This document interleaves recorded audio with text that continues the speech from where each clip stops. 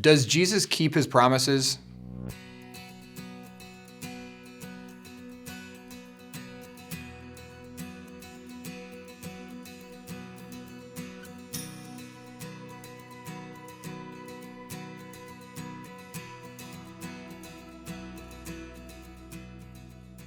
This is Father Jonathan Meyer, and my dear brothers and sisters, we are getting close to the end of this consecration. And a question we just need to ask, does Jesus keep his promises? Some of you have heard the question by C.S. Lewis. Jesus is either a lunatic, a liar, or he's the Lord. He has to be one of them. He's either a lunatic because he said that he was God, but he wasn't, so he was crazy. He's a liar because he said that he was God, and he knew that he wasn't, so he was lying to people, which makes him a really evil man. Or he actually is God. So he was a lunatic, liar, or he is the Lord.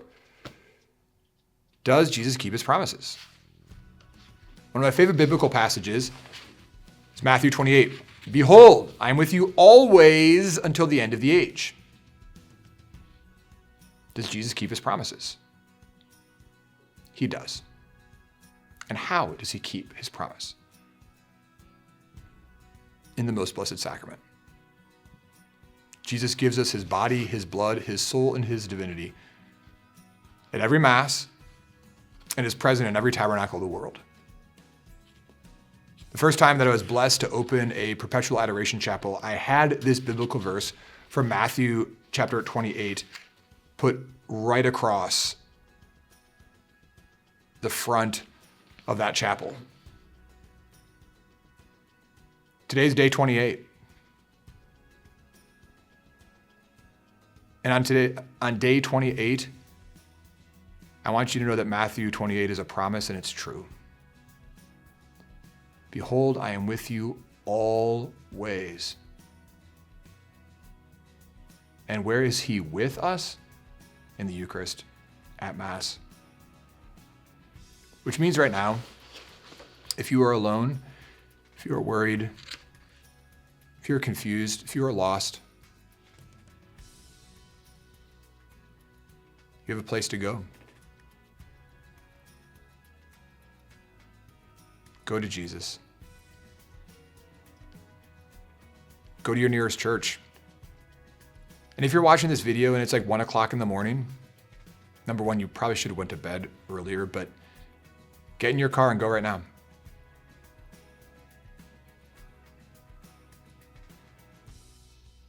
I remember in 1997 when I had my conversion or my reversion, and I had just learned that Jesus was present in the Blessed Sacrament. And I remember getting to the family station wagon, and I drove to our parish church, and it was really late at night. It was dark. I don't know what time it was. It was maybe 9 or 10 o'clock at night. And I knew that he was there. I'd read about it. I'd studied about it. And I was so convinced that he was there that I drove to my parish church, and I just wanted to find him.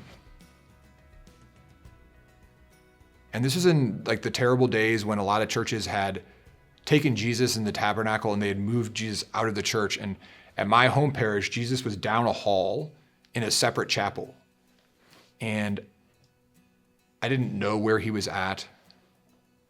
I remember walking into the church, and there was a woman that was vacuuming. I remember I'm presuming it was a cleaning company that came in late at night. And I walked in, and I remember just being all I knew is that I need to look for a golden box with a red candle. And so I walked in, and this woman was vacuuming, and she didn't hear me walking in. And so I kind of got into her view, and she turned the vacuum off, and I just said, I'm looking for Jesus. I'm looking for a gold box with a candle. I don't see that in here. Where is he at?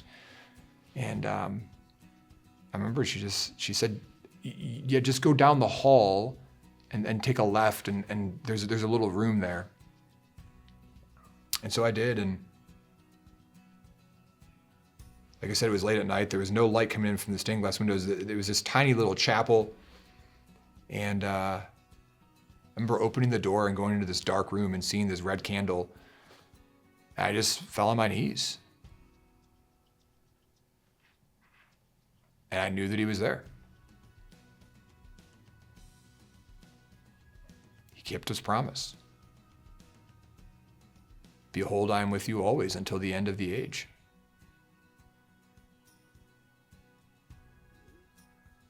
So if you're lonely or you're afraid or you're confused, I just want you to know, like right now, you can go to your church. I want to say that even if your church is locked, you can sit on the front porch. I remember during COVID,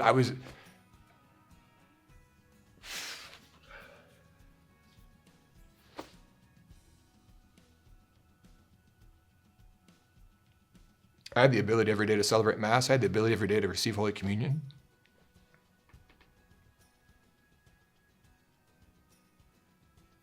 I remember looking out and seeing people that would drive their cars to the church and park their car facing the church, and they would just sit there in their car because they knew that Jesus was there. They knew that through their windshield and through the brick walls and through the metal door of the tabernacle that God's heart was there beating for them. You're never alone. And if you feel that you're alone, it's a lie. Because he said, behold, I am with you always until the end of the age. He waits for you. And we are consecrating ourselves to a God who makes himself fully and readily available so that we can be fully and readily available to others. Amen. Let's be the saints. Let's be his presence. Let's be his love. We have a God who fulfills his promises. Amen. Hi, I'm Matthew Kelly, and I hope you are enjoying the spiritual pilgrimage. If you would like to help Catholics develop a greater appreciation of the power and the importance of the Eucharist, become a member of the International Society of the Eucharist today. We'll send you a free copy of 33 Days to Eucharistic Glory, a copy of the children's version, a copy of the limited edition journal, which includes an amazing Holy Week retreat. Click on the button below and become a member today. Have a great day, and remember, be bold, be Catholic. We are people of the Eucharist.